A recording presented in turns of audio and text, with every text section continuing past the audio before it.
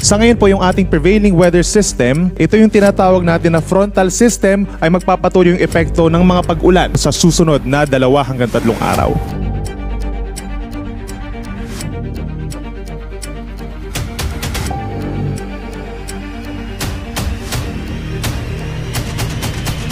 Manatiling may kaalaman at manatiling ligtas sa pamamagitan ng pagbisita sa aming YouTube channel para sa mga real-time na ulat panahon sa ating bansa. Laging tandaan, maging alerto at iba yung pag-iingat sa banta ng ulan, baha at pagguho ng lupa. Ngayon, oras na para marinig mula sa ekspertong meteorologist. Bibigyan tayo ng malalim na pagsusuri sa lagay ng panahon at ipapaliwanag ang anumang mahalagang kaganapan sa ating panahon ngayon o sa mga darating pang araw. Wala naman tayong nakataas na gale warning sa ngayon o yung pantataas sa mga pag-alon dahil meron lamang tayong moderate to rough seas sa mga baybayin po sa Luzon na bahagyang epekto na rin po nitong southwest wind flow lalo na sa kanlurang baybayin ng ating bansa.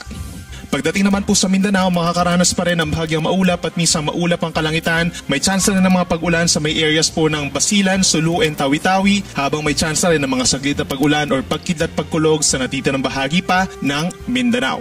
Gayun din po sa malaking bahagi ng Western Visayas at pinaka-apektado nga itong lalawigan ng Antique at southern portion of Iloilo. Itong Central Visayas, partly cloudy to cloudy skies. Yung Eastern Visayas actually fair weather conditions so madalas maaraw naman sa umaga hanggang sa tanghali na sinasamahan ng mga pulupulong ulan, pagsapit pa rin ng hapon hanggang gabi. Dito sa Palawan, posible pa rin po ang maulap na kalangitan na sinasamahan ng kalat-kalat na ulan, epekto ng southwest wind flow o yung malahabagat na hangin galing sa kanluran. Dito naman po sa Metro Manila at natitirang bahagi ng Luzon, asahan pa rin ang bahagyang maulap at madalas maulap na kalangitan kung dito sa Metro Manila at mga nearby areas such as Pampanga, Bulacan, Rizal, and Laguna. Malaking bahagi ng Western Luzon na magkakaroon ng pag-ulan dahil pa rin sa southwest wind flow plus the frontal system dito sa may norte, kabilang ng Batanes and Babuyan Group of Islands. Yung nature ng mga pag-ulan natin, kalat-kalat na ulan and mga thunderstorms, madaling araw pa lamang, possible na yung makulimlim na panahon dito sa may Ilocos Region, Zambales, Bataan, dito rin po sa kanlurang parte ng Calabarzon, itong Cavite and Batangas, doon nga sa may Apayao, Batanes and Babuyan Islands, pababa ng malaking bahagi ng Mimaropa, aasahan yung mga pag-ulan na posible pa rin magdulot ng pagbaha at pagguho ng lupa at tulad ng nabanggit natin, sa may Zambales, Bataan and Occidental Mindoro, pinakamalalakas ang mga pag-ulan. Habang partly cloudy skies sa may eastern side, yung mga lugar facing the Pacific Ocean, kabilang ang Bicol Region, at mataas din po ang tsansa ng mga makulimlim na panahon pagsapit ng tanghali. In terms of mga pag-ulan, hindi rin po si Typhoon Naghon ang dahilan ng mga pag-ulan dito sa western side ng ating bansa, kundi dahil pa rin po sa southwest wind flow o yung mahalabagat na hangin galing sa may West Philippine Sea. Asahan pa rin ang mga pag-ulan over Occidental Mindoro, Antique, at malaking bahagi po ng Palawan, nasa around 50 to 100 millimeters po at minsan malalakas po ito. Inaasahan pa rin ng mga pag-ulan sa Occidental Mindoro pero aangat na yung ating mga pag-ulan dito sa may Zambales and Bataan kasabay din ang pag-angat nitong si Bagyong Aghon. So aasahan din yung mga light to moderate with at times heavy rains. Then pagsapit po ng Thursday, May 30, inaasahan pa rin ang mga pag-ulan sa Zambales and Bataan and then aakyat pa muli ang mga pag-ulan dito sa may area po ng Pangasinan, 50 to 100 millimeters pa rin po. Possible yung mga pagbaha sa mga low-lying areas at possible din yung pag-apaw pa rin ng mga ilog dun sa western side of Luzon dahil pa rin sa southwest wind flow. Meron din pong tsansa ng mga pagguho ng lupa or landslides sa mga bulubundukin na lugar.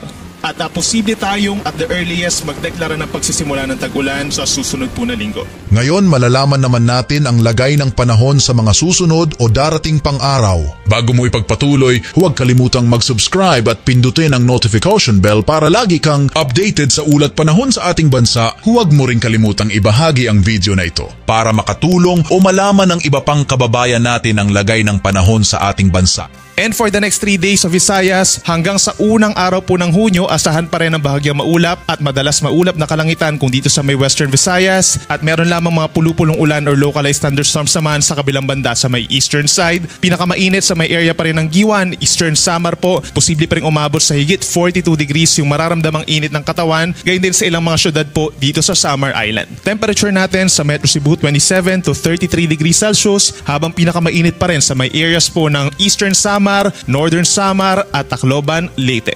By Thursday, asahan pa rin ang mga pag-ulan sa western sections of Northern and Central Luzon. Ito ang Ilocos region lalo na sa may Pangasinan at sa may Zambales, Bataan area. Possible po yung kalat-kalat pa rin na ulan and thunderstorms, epekto ng southwest wind flow. At sa natitirang bahagi ng bansa, partly cloudy to cloudy skies pero mataas din po ang tsansa ng ulan lalo na sa natitirang bahagi ng Luzon. Pagsapit ng Friday and Saturday, mababawasan po yung mga pag-ulan. Ibig sabihin, mas iinit ang panahon sa malaking bahagi ng ating kalupaan, kabilang na dito sa Luzon, kung saan sa Metro Manila, posibleng umangat pa rin yung ating heat index o yung mararamdamang init ng ating katawan, pati na rin sa ilang bahagi ng Cagayan Valley and Central Luzon. May mga localized thunderstorms pa rin naman pero mas kakaunti na. Temperature natin sa Metro Manila from 26 to 30 degrees Celsius, habang dito naman sa Baguio City mula 16 hanggang 20 degrees Celsius. At posibleng pinakamainit na panahon dito po sa may area ng Cagayan, Isabela and Bicol region. Sa ating mga kababayan po sa Mindanao, wala naman tayong inaasahang tuloy-tuloy na malalakas na pag-ulan. More on mga localized thunderstorms pa rin po at pinakamataas ang tsansa ng ulan dito po sa may Zamboanga Peninsula and Bangsamoro region. Bahagyang epekto na rin po nitong southwest wind flow o yung hangin galing sa timog kanluran. Asahan din po may kainitang panahon dito sa Mindanao, pinakamainit pa rin sa may Zamboanga City, Davao City and Cagayan de Oro City in terms of air temperature, and in terms of heat index sa posible pa rin umabot sa higit 42 degrees Celsius or dangerous levels. Kaya make sure po na hydrated tayo at lagi magdala ng pananggalang sa init gaya ng payong at sombrero. Yan muna ang ating weather update ngayon. Sana ay nakita ninyo ang broadcast na ito na nagbibigay kaalaman at kapaki-pakinabang. Maraming salamat sa DOST Pag-asa sa pagbabahagi ng kanilang mahalagang insight o ulat panahon. Samahan kami sa susunod para sa higit pang mga weather update sa ating bansa at manatiling nakatutok sa weather update ng bansa, at huwag kalimutan i-share at mag-subscribe na rin. Mabuhay ang Pilipinas!